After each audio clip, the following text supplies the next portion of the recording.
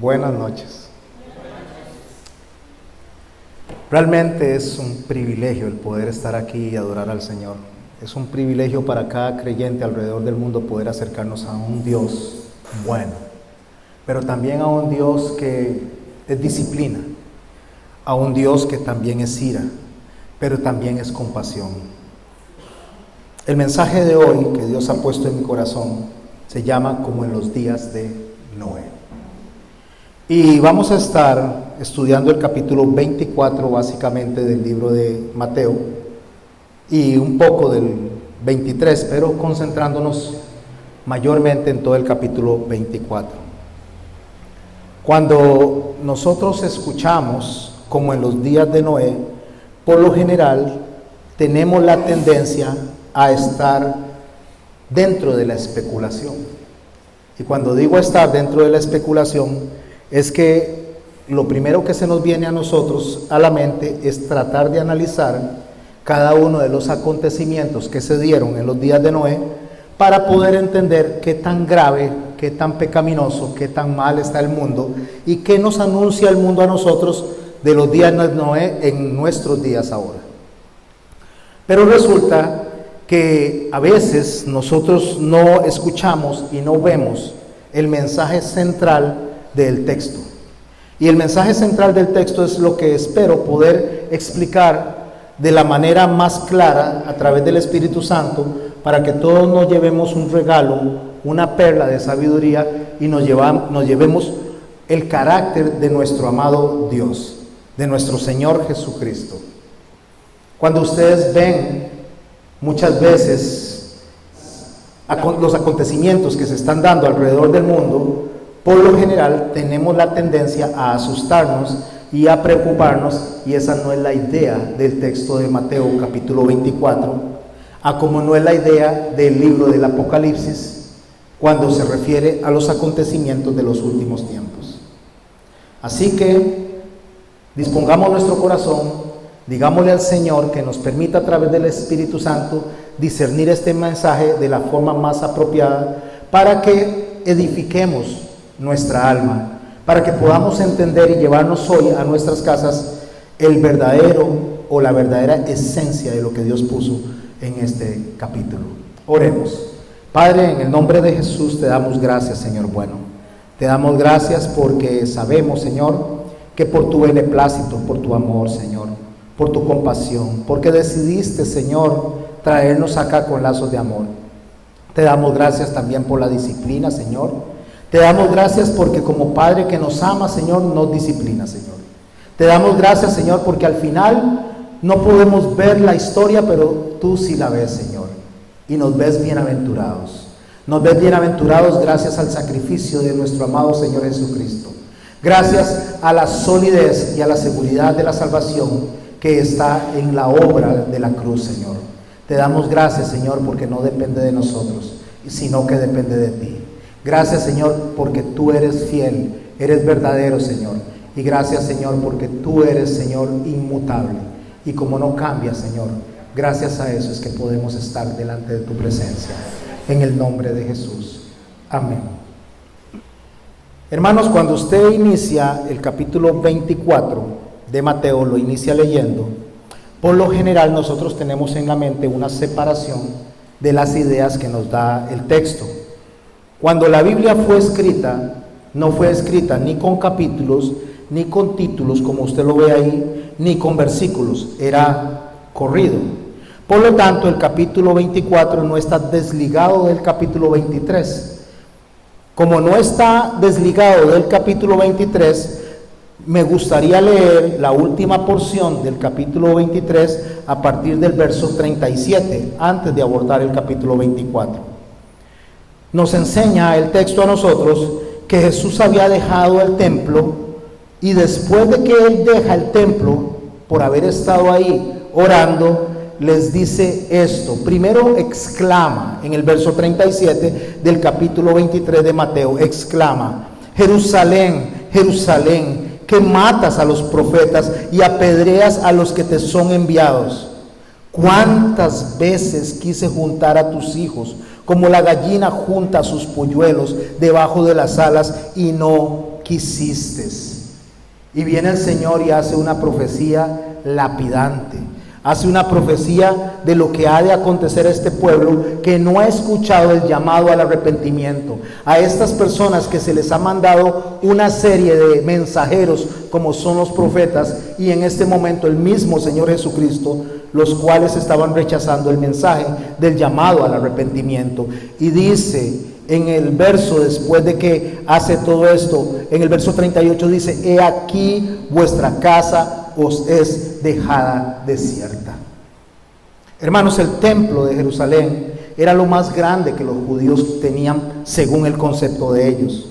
Todo estaba basado alrededor del templo, todo giraba alrededor del templo, y en ellos la confianza estaba depositada en el lugar santísimo donde moraba la presencia de Dios.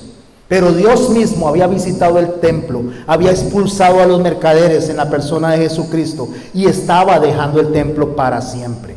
Cuando digo dejando el templo para siempre, es por una serie de acontecimientos que han de venir, porque el orgullo de los hebreos de ese momento iba a ser destruido años posteriores de esta exclamación. Y por eso él dice: he aquí vuestra casa os es dejada desierta, porque os digo que desde ahora no me veréis hasta que digáis: bendito el que viene en el nombre del Señor.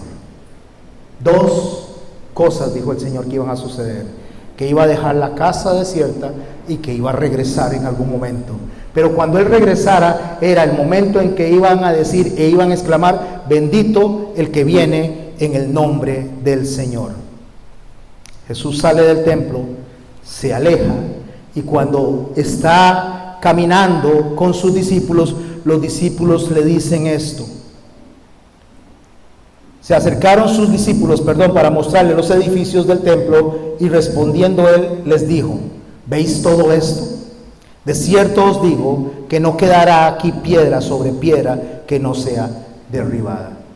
Cuenta la historia, o cuenta Josefo más bien, que en esos días en que se estaba dando este escenario, las piedras del templo que estaban al frente por la reconstrucción que el rey Herodes estaba haciendo del templo, o más bien la ampliación que estaba haciendo, algunas de estas piedras llegaban a medir de 5 a 10 toneladas.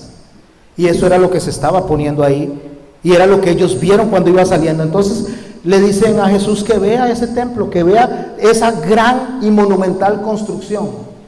¿Cómo era que esas piedras tan enormes se manipulaban? Recordemos que estos hebreos habían manipulado piedras cuando estuvieron en Egipto muchísimos años antes. Para ellos esto era, aparte de monumental, era espectacular, era de llamar la atención de Jesús. Entonces Jesús le dice, cuando ellos le muestran el templo: ¿veis todo esto? De cierto os digo que no quedará aquí piedra sobre piedra que no sea derribada. Removida, dicen otras versiones. Cuando en el año 70 Tito Vespasiano viene y sitia el templo, o sitia Jerusalén para destruirlo, una de las cosas que los romanos no querían hacer era justamente destruir el templo, por la joya que era. Estaba todo lleno de oro por dentro, brillaba a lo lejos. Dice que en un día soleado el templo brillaba como que si fuera un fuego enorme que se estaba dando en el centro de Jerusalén. Y cuenta Josefo que eso era una de las cosas más espectaculares que se podía ver al acercarse usted a Jerusalén. Bueno, aunque Tito Vespasiano no quería que esto fuera destruido, ya Jesús había dado una profecía, había dicho que no quedaría una piedra sobre piedra que no fuera derribada o removida. Por lo tanto, los romanos, en su impulso de conquistar Jerusalén, con flechas de fuego quemaron el templo. Como había oro, el calor del fuego hizo que el oro se derritiera y se filtrara entre las piedras que construían el templo, que sostenían el templo, las bases. Por obtenerse oro, entonces los romanos, después de haber ganado la batalla y haber destruido Jerusalén, ellos removieron las piedras para poder obtener el oro que estaba filtrado después del ataque de Tito Vespasiano. Ahí se cumplió la profecía que nuestro Señor Jesús había dicho, que no quedaría una piedra sobre piedra que no fuera derribada o removida. Ahorita vamos a abordar un poco más los tiempos de Tito Vespasiano y vamos a abordar los tiempos de la conquista, según lo declarado y lo escrito en el libro quinto de las guerras de los judíos, según el historiador Josefo. Continuando y leyendo el capítulo 24, que es una seguida del capítulo 23, en el verso 3 dice: y estando él sentado en el monte de los olivos, los discípulos se le acercaron aparte diciendo, y le hacen 3 preguntas. Dinos, viene la primera pregunta: ¿cuándo serán estas cosas? En referencia a la destrucción del templo y a la destrucción de Jerusalén. Segunda pregunta: ¿y qué señal habrá de tu venida? Refiriéndose a la parusia o a la que conocemos nosotros como el arrebatamiento. Y la tercera pregunta es: ¿y del fin del siglo? Refiriéndose al término, al finito de lo que la humanidad va a recibir como castigo por haber rechazado el mensaje de nuestro Señor. Bueno, para tener una respuesta a la tercera pregunta, me gustaría adelantarme un poco en el mismo texto. Nos vamos a devolver después a leer a partir del capítulo del verso 5, pero quiero que vayamos un poco al verso 29 de ese Mateo 24 para ir haciendo una exposición sistemática de lo que el Señor nos dejó aquí. E inmediatamente después, dice el verso 29 del capítulo 24, e inmediatamente después de la tribulación de aquellos días, el sol se oscurecerá y la luna no dará su resplandor y las estrellas caerán del cielo y las potencias de los cielos serán conmovidas. Entonces aparecerá la señal del Hijo del Hombre en el cielo y entonces lamentarán todas las tribus de la tierra y verán al Hijo del Hombre viniendo sobre las nubes del cielo con poder y gran gloria. Y enviará a sus ángeles con gran voz de trompeta y juntarán a los escogidos de los 4 vientos desde un extremo del cielo hasta el otro. Lo que Jesús nos está enseñando aquí es que nos muestra el acontecimiento de lo que va a ser el arrebatamiento. Por eso, inmediatamente después de finalizado el capítulo 24 de Mateo, inicia con la parábola de las 10 vírgenes, donde hay 2 grupos de personas, un grupo que estaba listo y otro grupo que no estaba listo, por tanto el uno es quitado y el otro es dejado. Pero lo que Jesús hace ver en esto es que inmediatamente después de la tribulación de aquellos días se van a dar una serie de acontecimientos. Nosotros, como sumamos 1 más 1, como somos seres humanos, no vemos que Dios es atemporal.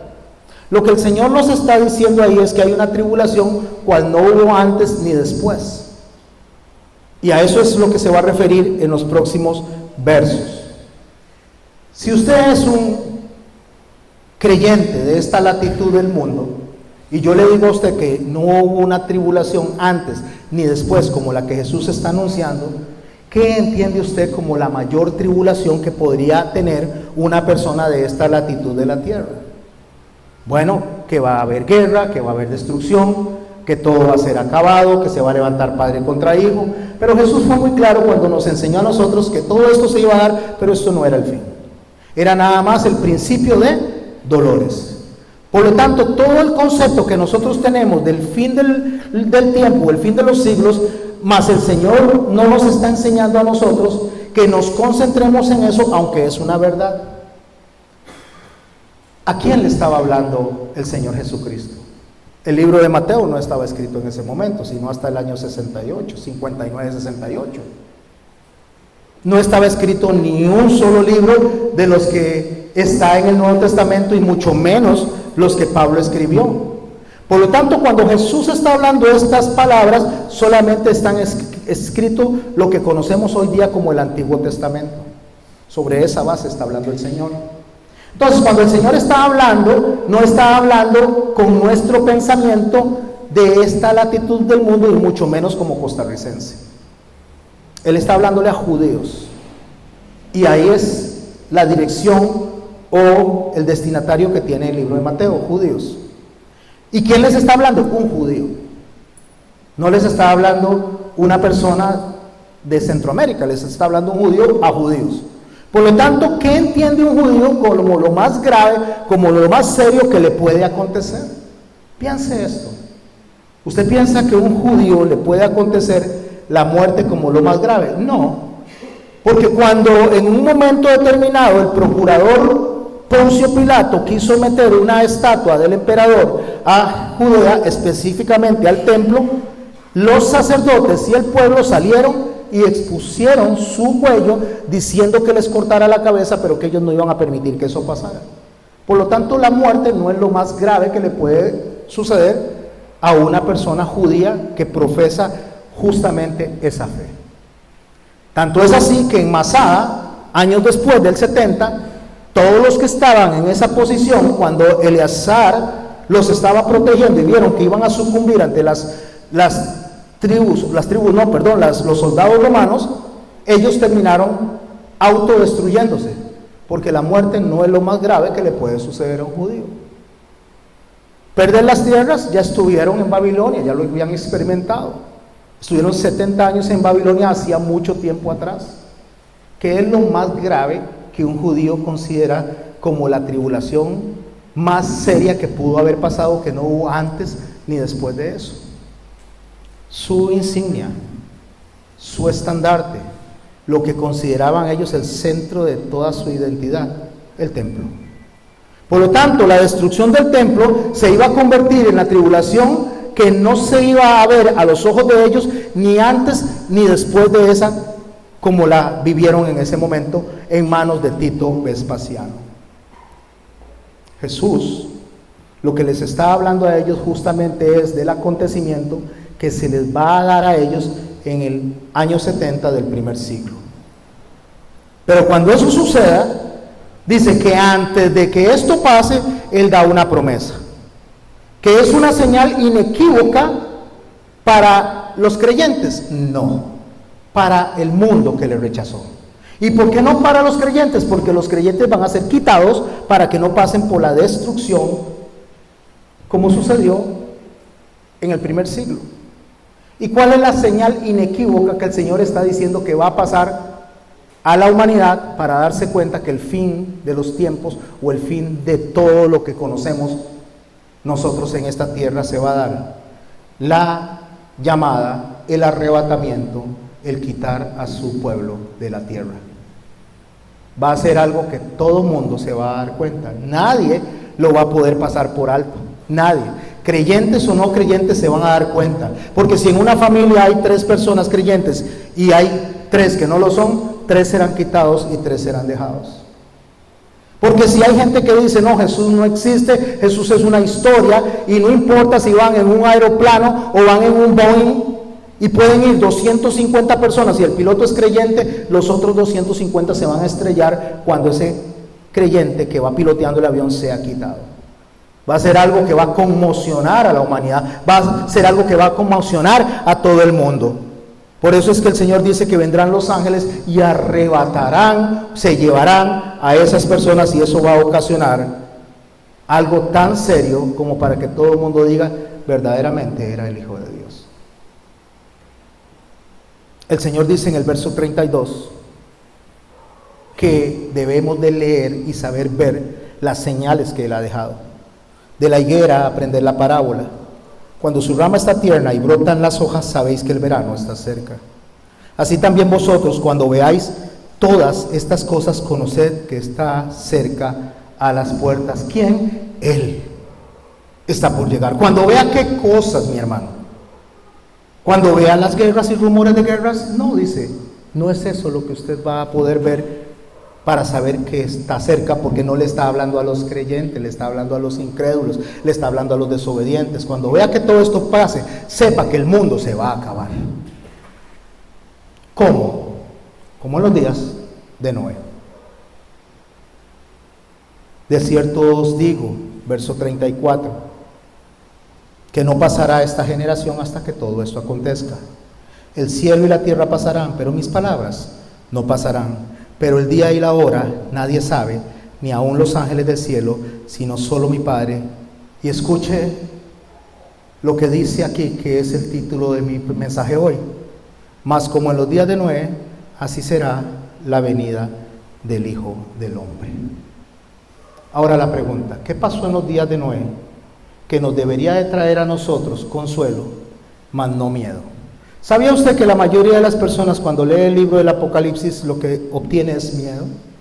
Hay personas que utilizan el libro del Apocalipsis para poder sujetar o someter a las personas a través del miedo. ¿Sabía usted que el Apocalipsis fue escrito en un momento de mayor persecución, cuando incluso desde la isla de Patmos escribe nuestro hermano Juan a un pueblo que está siendo decapitado, perseguido, echado a los leones, asesinado, y le escribe el libro del Apocalipsis como un mensaje de consuelo? ¿Cómo es que Dios va a dejar un libro para venir y turbarnos nuestra mente y nuestro espíritu? Como para asustarnos más. Había una película muy famosa donde había un avión que estaba por estrellarse, y cuando a los que estaban en el avión, para calmarlos, le ponían películas de aviones estrellándose. Entonces ellos veían las películas de aviones estrellándose y se desesperaban más. Pareciera que para algunas personas el libro del Apocalipsis era para el tiempo de Juan y la iglesia del primer siglo era eso, una película de destrucción del mundo para personas que ya estaban siendo destruidas y asesinadas, para personas que estaban siendo quemadas, para personas que estaban siendo aserradas. Ese es el pensamiento de muchas personas. Y el libro del Apocalipsis, mi hermano, no es más que un libro de amor, consuelo y paz. ¿Para quién? Para el que entiende. Porque para el que no entiende es locura. Y empezamos a buscar en el libro del Apocalipsis lo que no deberíamos de buscar, como aquí no deberíamos de buscar lo que Dios no dejó de mensaje para usted y para mí. Él dijo, como en los días de Noé, así será la venida del Hijo del Hombre. Por si acaso no lo hemos comprendido, nos deja un poquito más del relato. Porque como en los días antes del diluvio estaban comiendo y bebiendo, casándose y dándose en casamiento, hasta el día en que Noé entró en el arca. ¿Es malo casarse? No. ¿Es bueno hacer fiesta? No. ¿Malo hacer fiesta? No. Entonces, ¿a qué se refiere él? Él lo que está diciendo es que estamos en nuestra cotidianidad, cada uno haciendo cosas que le parecen normales dentro de su vida y olvidándose justamente de lo que Dios ha advertido. ¿Sabía usted que afán, cuando usted estudia la etimología de la palabra afán significa literalmente es el que tiene la capacidad de crearse a sí mismo problemas? Eso es afán. Entonces tenemos personas que tal vez tienen una casa pequeña, modesta, pero se meten en una casa más grande y se crea problemas a sí mismo durante 30, 40 años más. Tal vez tiene un carro sencillo, pero quiere un carro modelo porque quiere estar alrededor o a la altura de su vecino, y entonces adquiere un compromiso de 7, 8, 10 años más. O tal vez resulta que como los amigos viajan mucho y van a diferentes partes del mundo, entonces queremos estar a esa altura y nos metemos en deudas para viajar, para vernos en el mismo estatus.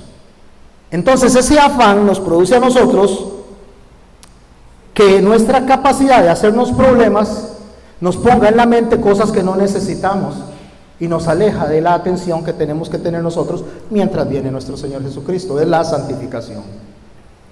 Hay personas que estudian y no es malo que estudie, no estoy en contra de que la gente estudie, no estoy en contra de la gente que compre casa, sino cuando usted se afana tanto que olvida lo que es primero y lo que es más importante, al grado que cuando el Señor venga no se van a dar cuenta, porque habrá muchos metidos en universidades de día y de noche, habrá muchos metidos pagando cuentas bancarias de día y de noche, y olvidaron la razón por la cual nosotros estamos aquí. Y el Señor dice en su palabra que la vida eterna es conocer al Padre y conocer al Hijo. Y para conocer al Padre y conocer al Hijo debemos de ser nosotros ministrados a través del primer y más grande mandamiento en cuanto a la comisión de lo que tenemos que hacer, y es ir y hacer discípulos. ¿Para qué? Para que conozcamos al Señor, al cual vamos a ir a adorar eternamente. Pero nos descuidamos de nuestro afán, como en los días de Noé, que las personas estaban haciendo sus quehaceres Estaban metidas en todo lo que a ellos les parecía bueno y se olvidaron de lo que Noé estaba diciendo. ¿Sabía usted cuántos años predicó Noé? 120 años. 120 años. Téngalo presente porque esto es muy importante. Dice que cuando Noé entró en el arca, el verso 39 dice, y no entendieron hasta que vino el diluvio y se los llevó a todos. No entender, básicamente lo que dice aquí es shaká. Más que no entender por ignorancia, es que deliberadamente decidieron no escuchar el consejo de Dios. Jesús dice que las personas en aquel tiempo amaron más las tinieblas que la luz, porque sus obras eran malas. Entonces, lo que decidieron fue apagar la luz. ¿Saben dónde? En la cruz. Apaguemos la luz en la cruz, porque cuando la luz se enciende, yo puedo ver toda la suciedad y todo lo que está acá, y yo no quiero que me digan lo que estoy haciendo. La luz nos confronta, el Señor nos confronta como en los días de Noé, que se le estaba diciendo a un pueblo y a una generación que debían de arrepentirse porque el diluvio estaba cerca, como hoy día se le está diciendo a la gente que se concentren en la venida del Señor, que estemos listos, que estemos preparados, que estemos haciendo lo correcto. ¿Por qué? Para que no nos tome por sorpresa. ¿A quién le está hablando? A los creyentes. Pero no es asustar a las personas y meterles miedo para que sigan al Señor por miedo, porque eso no está bien. No seguimos al Señor por miedo. No seguimos al Señor por obligación, seguimos al Señor por amor y por gratitud. Esa es la forma correcta de adorarle. Por eso es que dice que como en los días de Noé, así será la venida del hombre. Y había muchas personas que estaban haciendo lo incorrecto, y detalla él en el verso 14, estarán dos en un campo, el uno será tomado y el otro será dejado. Dos mujeres estarán moliendo en un molino, una será tomada y la otra será dejada. Velad pues. ¿Qué es velar? ¿Han estado ustedes en una vela en algún entierro? ¿Sabe qué es velar? Estar despierto. ¿O usted llega y se duerme a la par del muerto? No, usted pasa la noche despierto, atento, esperando a que llegue el día siguiente, en el momento que haya que enterrar a la persona a la cual se le está velando. En el verso 43 dice: pero sabed esto, que si el padre de familia supiere a la hora que el ladrón habría de venir, ¿qué haría? Velaría y no dejaría minar su casa. Si a usted le dicen que hoy a las 2 de la mañana se le van a meter a robar a la casa y le dice, yo voy a robar su casa a las 2 de la mañana, ¿se iría usted de su casa para otro lado? ¿Cogería a hacer alguna otra cosa que considere usted más importante que estar en su casa cuidándola? Imagino que no, porque a las 2 de la mañana se le van a meter a robar. Lo que el Señor dice es que el ladrón no avisa. Si el ladrón avisara, la gente esperaría. De la misma manera, cuando Él viene, no se está comparando con un ladrón, sino que se está comparando con la venida de Él de una forma inesperada, en cualquier momento. Por lo tanto, ¿qué hay que hacer? Velar. Hay que estar atento. Hay que esperar la venida de Él. Por eso es que Él dice en el verso 44, por tanto también vosotros estad ¿qué? Preparados, porque el Hijo del Hombre vendrá a la hora que no pensáis. Y el verso 45 dice, ¿quién es pues el siervo fiel y prudente? El cual puso su Señor sobre su casa para que le dé alimento a tiempo. ¿Qué es dar alimento a tiempo? ¿Qué es lo que el Señor dijo? El Señor dijo que no solo de pan vivirá el hombre, sino de toda palabra que sale de la boca de Dios. El alimento que nosotros tenemos que dar es justamente esto: enseñarle a la gente que la venida del Señor es inminente. ¿Cuándo? No, pero va a venir.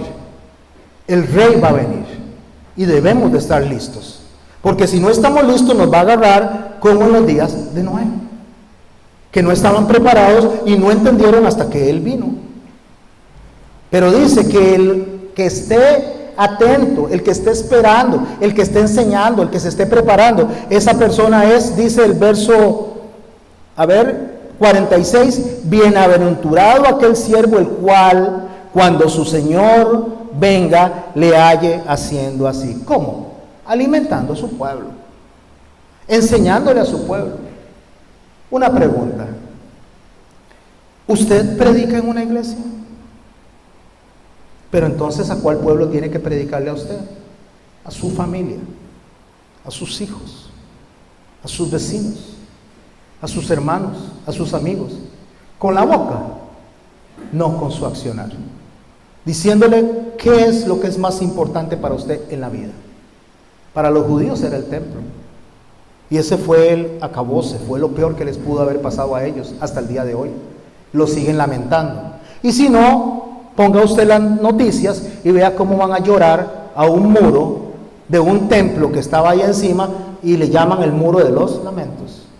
Porque hasta el día de hoy lamentan lo que pasó. Y no lamentan, inclusive ellos lloran por el holocausto, pero no como lloran por el templo. Porque todo el tiempo estaban frente al muro, meciéndose de adelante hacia atrás, pidiéndole al Señor que ese templo sea reconstruido. Porque ahí estaba la identidad de ellos. ¿Qué hacemos nosotros? ¿Qué es lo más importante para nosotros? ¿Dónde nos congregamos? No. Eso no debería ser lo más importante para nosotros. Nuestras cosas, no, eso no debería ser más importante para nosotros. Nuestros estudios, no, eso no debería ser lo más importante para nosotros. Debería ser el templo lo más importante para nosotros. Solo que para ellos era un templo que las piedras fueron removidas todas, y el templo de nosotros es usted y yo, porque ahí mora el Espíritu Santo, y debería ser nuestra mayor preocupación tener ese templo listo y limpio. Bienaventurado aquel siervo, el cual cuando su Señor venga le haya haciendo así. Y verso 47 dice: de cierto os digo que sobre todos sus bienes le pondrá. Pero si aquel siervo malo dijera en su corazón: mi Señor tarda en venir, y comenzare a golpear a sus consiervos, y aún de comer y de beber con los borrachos, ¿qué está diciendo? Si se mete a hacer lo que todo el mundo hace, lo que el mundo hace, y está haciendo otras cosas, le va a pasar igual que en los días de Noé. ¿Qué estaban haciendo en los días de Noé? Otras cosas. No estaban preocupados por lo que Noé les estaba diciendo que iba a acontecer.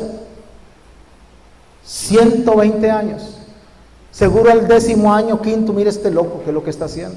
Ni una gota cae. Al año 40, al año 50, al año 80, al año 100, al año 110. Se volvió loco Noé, no ha venido nada. El Señor, según el calendario greco-romano, murió hace 2019 años, según ese calendario. Está errado, pero vamos a agarrarnos de esa idea. En el año 50 dijeron: se tarda en venir. En el año 145 dijeron: se tarda en venir. En el año 1514 dijeron: se tarda en venir. En 1843 se tarda en venir, y hoy día la gente dice: se tarda en venir. Eso debe ser una fábula, porque al día de hoy el Señor no ha venido. Y entonces la gente empieza a comportarse los unos a los otros de la manera incorrecta. Empezamos a tratarnos mal, porque el mandamiento básico que el Señor nos dio es amar a Dios sobre todas las cosas y al prójimo como a sí mismo. Pero como el Señor no viene, entonces ya no nos tratamos tan amorosamente como Dios nos había dicho, y perdemos el respeto a lo que Dios dijo porque se ha tardado mucho tiempo. Pero si el Señor viene, y eso estamos haciendo nosotros, en lugar de tener unidad de espíritu, tenemos división, el Señor dice que castigará, verso 51, duramente, y pondrá su parte con los hipócritas. Allí será el lloro y el crujir de dientes. ¿Por qué Él dice que pondrá su parte con los hipócritas? ¿Cómo lo entiendo yo? Yo debo devolverme a lo que Él viene hablando del capítulo 23. Si usted inicia la lectura del capítulo 23, hay una llamada de atención para los fariseos. Ustedes que se sientan en la cátedra de Moisés, les dice. O sea, los fariseos se sientan en la cátedra de Moisés. La palabra cátedra es silla, lo que significa que en esos tiempos quien se sentaba a enseñar era el maestro. Ahora ustedes están sentados y yo estoy de pie. En ese entonces la gente estaba de pie y el maestro estaba sentado. Lo que está diciendo es que la autoridad de Moisés la estaban presentando los fariseos. Pero después, durante todo el capítulo 23, él les empieza a decir: ay de ustedes hipócritas, porque ponen cargas que ustedes mismos no cumplen. Y empieza a desarrollar una serie de ayes, lo cual indica dolor. Así que los hipócritas eran ellos. Los hipócritas a los que se estaba refiriendo el Señor Jesucristo eran los religiosos de la época, que habían apartado la piedad por las cosas materiales. Ellos habían quitado la parte del amor y habían dejado la parte administrativa. A esos es a los que les está llamando hipócritas. Y dice que la parte de aquellas personas que se comporten de esa manera será la parte que les tocó a ellos, a los hipócritas. Y le voy a decir qué parte le tocó a los hipócritas del templo, para que tengamos una idea.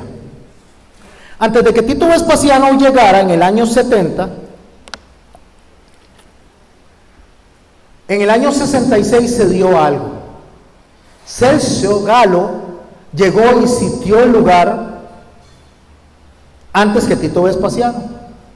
El Señor había dicho que oraran para que la venida del Señor, el sitio se diera no en invierno ni se diera en día de reposo, porque si se daba el día de reposo hubieran matado a unas 3 millones de personas, y si se daba en invierno, cuando la salida se diera iban a quedar los carros o las carretas atascadas en el lodo del invierno.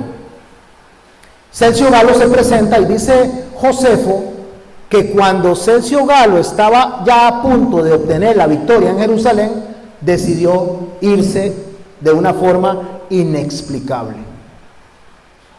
Y él se fue de una forma inexplicable por una sola razón, porque Dios había mandado a orar a estas personas.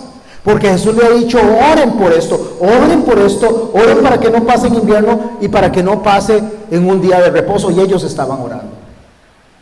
La retirada de Sergio Galo se dio en respuesta a esas oraciones durante 6 meses, tiempo que le permitió a los cristianos de la época irse a las colinas y hacer un asentamiento en las colinas.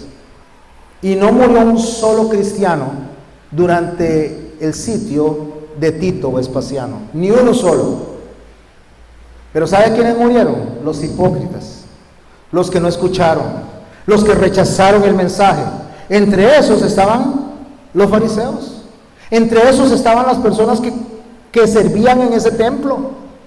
Toda esa persona tuvo que sufrir porque no escucharon el mensaje que el Señor les había dado. Mas aquellas personas que estaban atentas al mensaje que Dios les había dado, que Jesús les había dado, cuando vieron las águilas acercarse, que son los estandartes romanos, huyeron hacia las montañas. Y todas estas personas se salvaron en las colinas. Dice el Señor que si estas personas están haciendo lo incorrecto, entonces pondrá su parte con los hipócritas, y allí será el lloro y el crujir de dientes. Hablemos un poquito de Noé, porque es importante, porque estamos hablando como en los tiempos de Noé. Noé aparece 66 veces mencionado en la Biblia. No voy a mencionar las 66 veces, solo voy a mencionar una muy importante. En Génesis 6:8 dice que Noé halló gracia delante de Dios. Eso es muy importante. Génesis 6:8, Noé halló ¿qué? Gracia delante de Dios. En Génesis 7:1 dice que Noé entró al arca con toda su casa. Por eso se salvó. ¿Por qué? Porque entró en el arca. Aquí el asunto es estar adentro o estar afuera.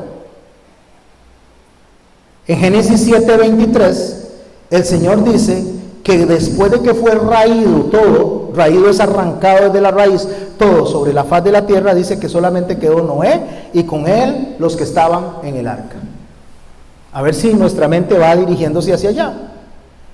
En Hebreos 11:7 nos dice a nosotros que por la fe Noé fue advertido de Dios acerca de lo que se veían, con temor preparó el arca en la que su casa se salvase por esa fe. ¿Cuál fe? Que creyó lo que Dios le había dicho que iba a suceder. En 1 de Pedro 3:20 dice, y leo literalmente, los que en otro tiempo desobedecieron cuando esperaban la paciencia de Dios en los días de Noé, mientras se preparaba el arca, en la cual pocas personas, es decir 8, fueron salvadas por el agua. Y quiero por favor recalcar esto, por eso leo literalmente. ¿Qué es la paciencia de Dios? La paciencia de Dios fue el tiempo que Dios le permitió a Noé predicar para que la gente se arrepintiera mientras el arca estaba lista. Esa es la paciencia de Dios. 120 años. Hermanos, piensen esto. El Señor dice en el capítulo 6 del libro de Génesis: no contenderá mi espíritu más con el hombre. 120 años es su término. No está hablando solamente de un alcance para nosotros, está hablando del tiempo que le dio a la gente de arrepentirse antes de que el diluvio cayera. Lo mismo se está dando en este tiempo. Ahora la pregunta es: ¿cuántos de los que estamos aquí creemos que podemos burlar a Dios? ¿Cuántos de los que estamos aquí creemos que nosotros podríamos jugar con Dios? El Señor dice en 2 de Pedro 2:5: y si no perdonó al mundo antiguo, en referencia a los tiempos de Noé, sino que guardó a Noé pregonero de justicia con otras 7 personas, trayendo el diluvio sobre el mundo de los impíos. Lo que el Señor está diciendo es: si no perdonó a Noé, porque usted piensa que le va a pasar por alto lo que usted está haciendo. O sea, porque usted piensa que Dios va a venir y solamente porque ya nosotros decimos que somos cristianos, porque nos reunimos en la iglesia, va a dejar que nos sigamos conduciendo como nos estamos conduciendo. Si no lo permitió allá, ¿por qué lo va a permitir el día de hoy? ¿Cuál es la diferencia? Es que aquel Dios es diferente al que tenemos hoy. Es el mismo Dios que nos advierte y nos llama la atención y nos llama a cuentas. Pero mis hermanos, aquí es donde está lo maravilloso de esto. Aquí está donde está lo hermoso de esto. Que el Señor nos llama a la cuenta, pero nos advierte, nos llama al arrepentimiento. Quiero leer el verso de 1 en adelante para poder ir cerrando en estos 20 minutos el mensaje que Dios puso en mi corazón.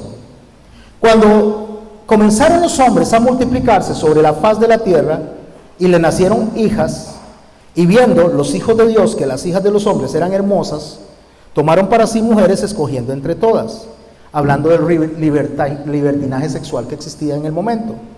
Y dijo Jehová: no contendrá mi espíritu con el hombre para siempre, porque ciertamente él es carne, y serán sus días 120 años, hablando del tiempo de predicación de Noé. Había gigantes, dignatarios, dice la Torá, cuando usted lo lee en el texto hebreo, dignatarios en la tierra de aquellos días, y también después que se llegaron los hijos de Dios, o sea, las personas que tenían la mente de Dios, a las hijas de los hombres, personas que pensaban como el humano, y les engendraron hijos. Estos fueron los valientes que desde la antigüedad fueron varones de renombre, o sea, dignatarios de Dios. Y vio Jehová que la maldad de los hombres era mucha en la tierra, y que todo designio, es muy importante, que todo designio de los pensamientos del corazón de ellos era de continuo solamente al mal. Esa palabra que está como designio es mashahava, es la determinación de una persona de inventar algo, o sea, de construir algo. Es la palabra que está como designio. O sea, es el ingenio de construir algo para ir al mal. ¿Qué era afán? La capacidad del ser humano de crearse sus propios problemas. Por lo tanto, lo que el Señor está diciendo, que la capacidad de esas personas de hacerse problemas en sus designios, de hacer las cosas incorrectas, se repite en nuestros tiempos. Hacer las cosas que no son correctas. Por eso el verso 6 dice: se arrepintió Jehová, que no es arrepentirse como lo entendemos nosotros, sino le pesó a Jehová haber hecho al hombre sobre la tierra. Le dolió en su corazón y dijo: raeré, sacaré, arrancaré de raíz de sobre la faz de la tierra a los hombres que he creado, desde el hombre hasta la bestia, hasta el reptil y las aves del cielo, pues me arrepiento de haberlos hecho. Pero escuche esto: pero Noé halló gracia ante los ojos de Jehová.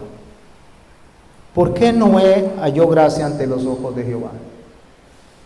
Porque dice en el capítulo 7, el verso 6-8 dice: porque he visto justo a Noé delante de mí. Lo vio justo. ¿Qué es una persona justa? Una persona que no peca, una persona que no se equivoca. David era conforme al corazón de Dios. Pero era que David no pecaba, no, le conocemos un montón de pecados a David.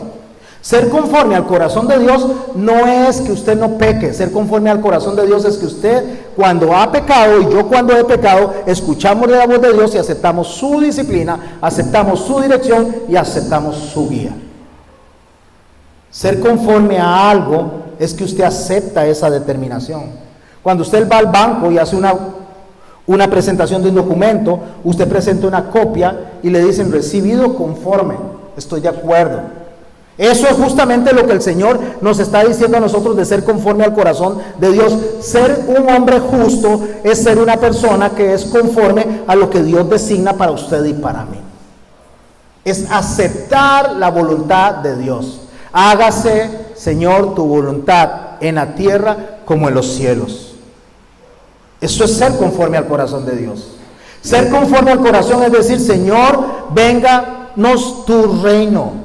Eso es ser conforme al corazón de Dios. Aún en mis equivocaciones, aún en lo que no entiendo, Señor, yo quiero hacer tu voluntad.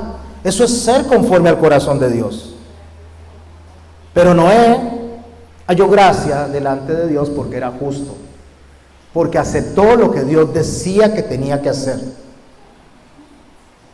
Así que cuando los días son como en los días de Noé, más que referirse a que nos pongamos a concentrarnos nosotros, usted y yo, nos concentremos en cuántas bombas nucleares hay, más en que usted y yo nos concentremos en cuántos anticristos se han levantado, cuántas guerras han habido, no es eso. Lo que el Señor me está diciendo a mí claramente de ser justo y ser conforme al corazón de Dios es que entienda que la única forma en que usted y yo podamos librarnos de estas cosas tan terribles que van a pasar es que escuchemos y obedezcamos.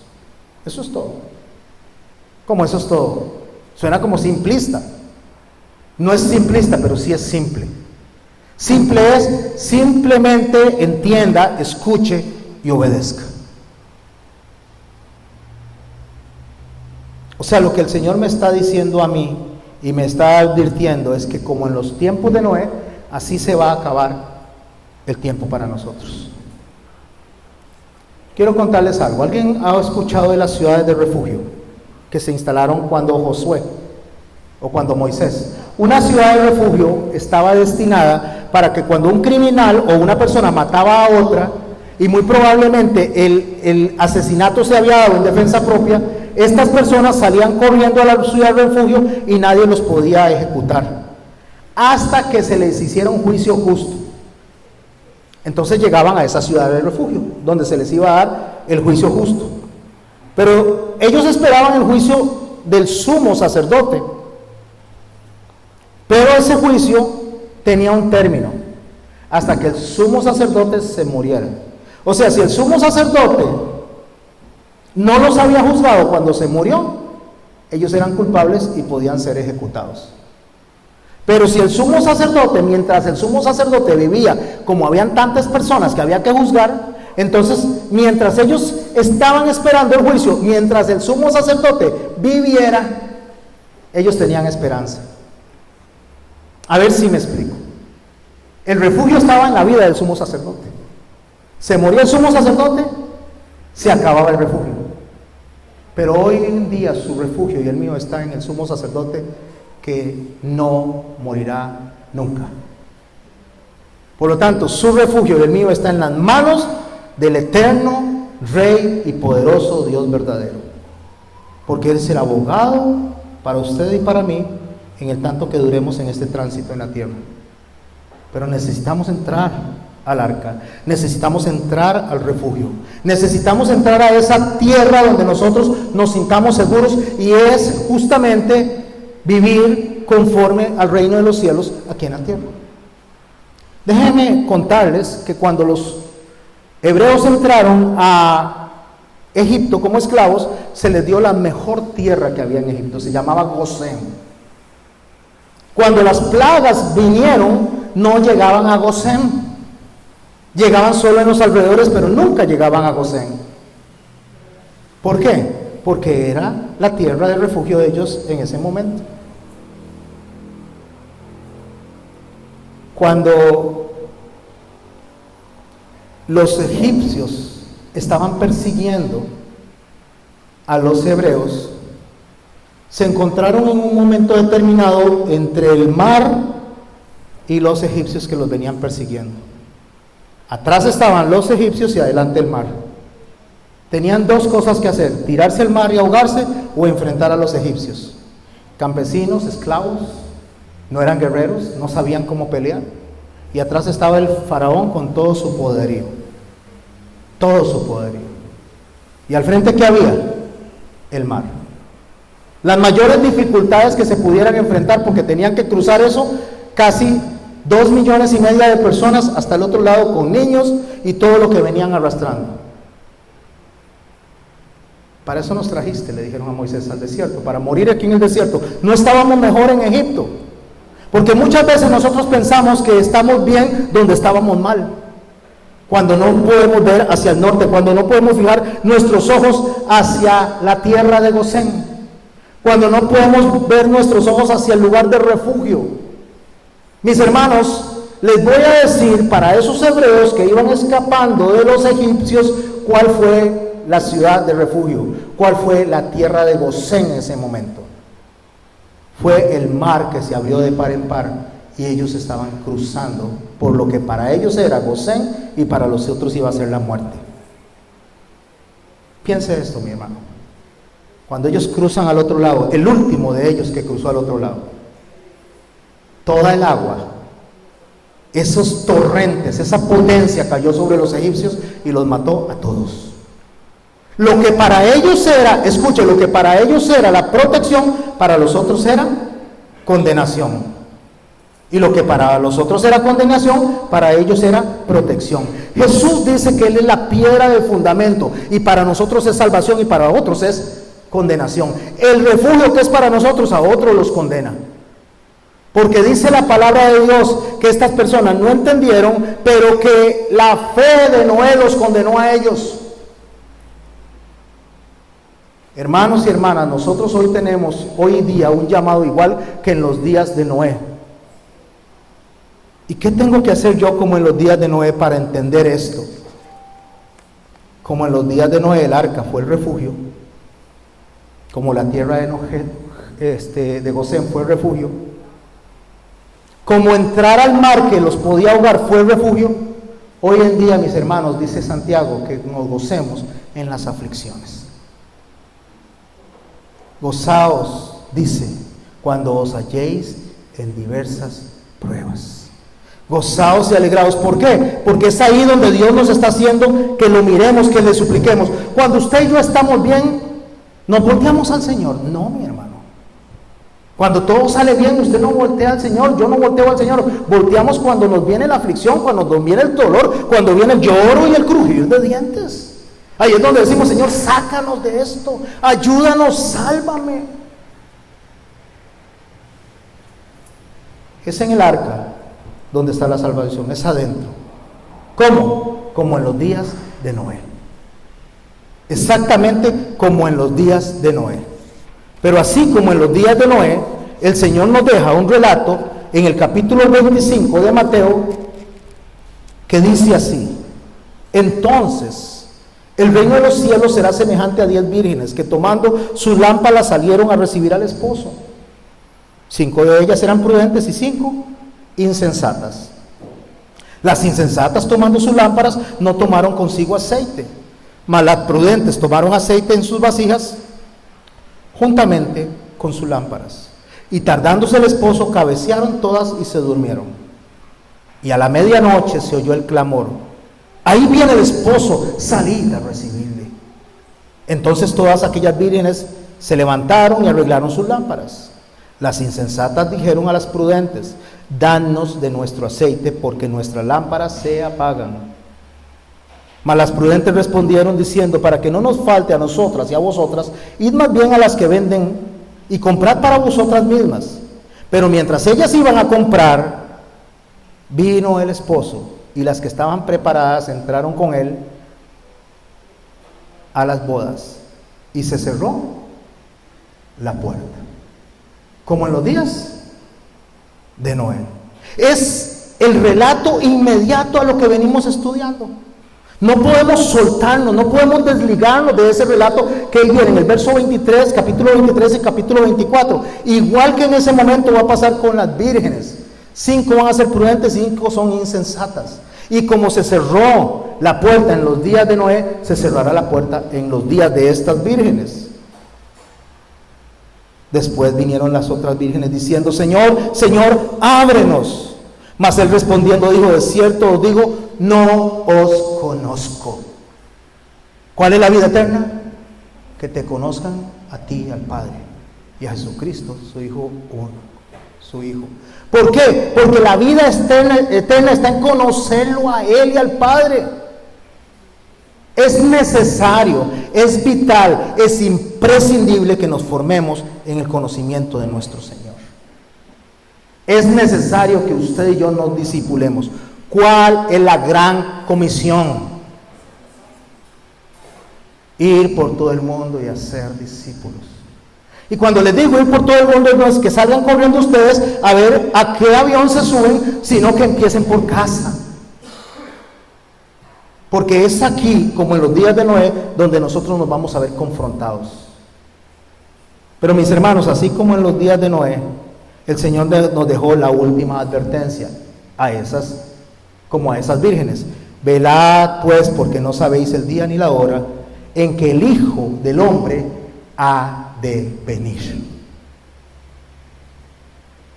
Como en los días de Noé, mis hermanos, si bien es cierto que van a haber cosas terribles y podríamos estudiarlo porque tenemos mucho para estudiar de ahí y ver algunas cosas en el contexto histórico. Al igual que no leer el texto del Apocalipsis para darle miedo, para asustarse, para no ver aviones estrellándose, de la misma manera leamos que lo que el Señor está diciendo, que cuando sus días y los míos sean más difíciles de lo que usted se imagina, ahí está Él. Que no importa cuán oscuro usted vea las cosas, ahí está Él. Que no importa cuánto se haya quebrantado mi cuerpo, mi economía, ahí está Él. Lo que el Señor está diciendo es: véanme a mí en medio de la tribulación, véanme a mí en medio del dolor, véanme a mí porque yo soy el sacerdote que nunca muere. Vengan a mí, dice, los que están cansados y cargados, y yo los haré descansar. Vengan a mí los que están sedientos y yo les daré de beber. Mis hermanos, dejemos de estar buscando las obras de Satanás. No olvidemos las maquinaciones de él, pero veamos la obra de Cristo. ¿Sabe cuántas veces aparece la palabra infierno en la Biblia? 13 veces. ¿Sabe cuántas veces aparece la palabra lago de fuego en la Biblia? Una sola vez. ¿Sabe cuántas veces aparece la palabra gracia en la Biblia? 285 veces. ¿A qué cree que Dios le está dando más importancia? ¿A las maldades que hacían en Noé o a la gracia que él tuvo hacia Noé? Porque Noé halló gracia y él y su casa se salvaron. Yo les voy a pedir que se pongan de pie para que tengamos un canto. Primero voy a orar y después vamos a tener un canto, y ojalá que mientras tenemos este canto usted se conecte con el mensaje de hoy, que usted pueda discernir lo que Dios tenía para usted. Padre, en el nombre de Jesús yo te doy gracias, Señor, porque como en los días de Noé tú eres nuestro refugio. Yo te doy gracias, Señor, porque como en los días de Moisés tú eres nuestro refugio. Te doy gracias porque como en los días de Josué tú eres nuestro refugio. Señor, te doy gracias porque no hay un momento en la historia de la humanidad donde tú no vengas con tu gracia, tu amor y misericordia a llamarnos como la gallina quiere cuidar a sus pollitos. Siempre nos llamas para meternos debajo de tus alas. Señor, como en aquellos tiempos no entendieron, no nos dejes que nosotros no entendamos, Señor. Ayúdanos a poder ver en los mensajes, aunque sean de confrontación, gracia. Ayúdanos a ver en los mensajes de llamada de atención y de fuerza, cuando a veces nos sentimos garroteados y apaleados. Gracia. Señor, ayúdanos a ver en medio de la aflicción tu gracia. Señor, ayúdanos a ver más allá de nuestras narices. Ayúdanos a ver la obra maravillosa que has hecho en nosotros, Señor. Y si antes éramos enemigos y aún así decidiste, Señor, rescatarnos, ¿qué más ahora que somos tus hijos, Señor?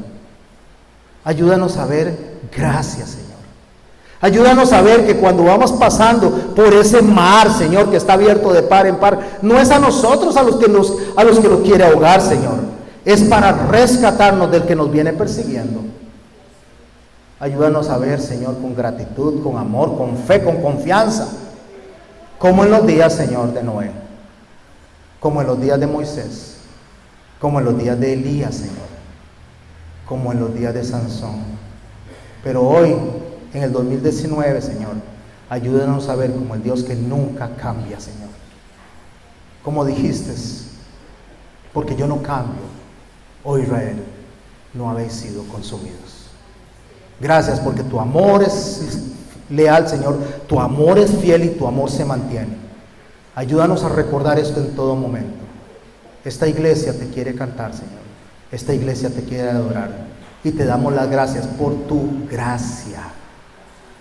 Ayúdanos a confiar en tu gracia. Ayúdanos a creerle a tu gracia, Señor.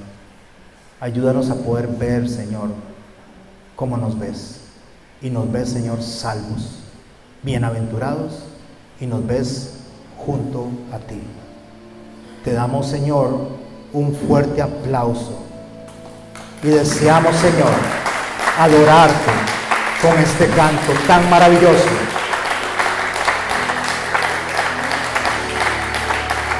Gracias, Jesús.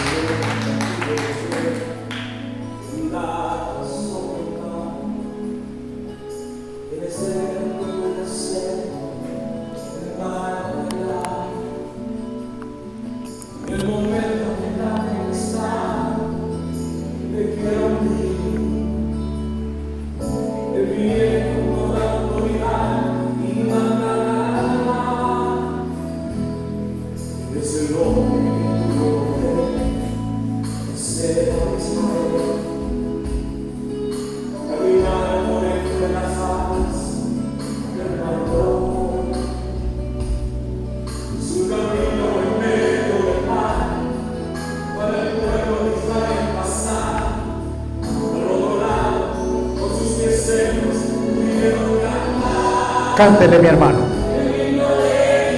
Cante el himno de victoria. Cante con fuerza.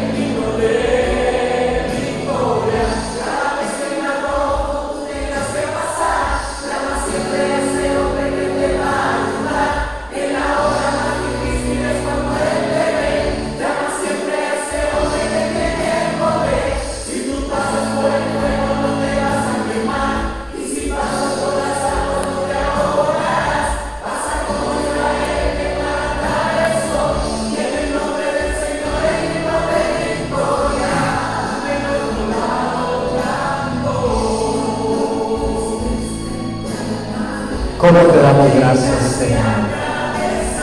Gracias, Jesús. Gracias, Padre Santo. Gracias, refugio. Gracias, Dios.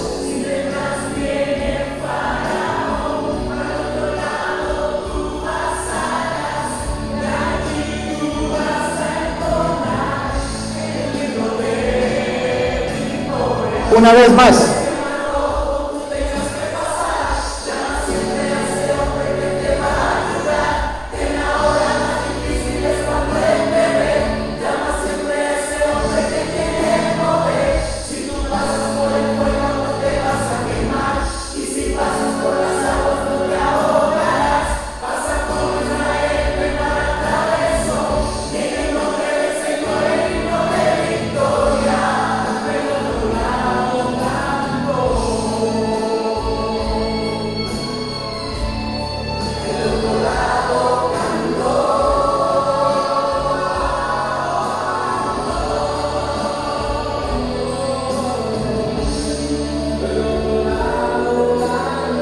¿Quién quiere darle gracias con las palmas? Con un aplauso más.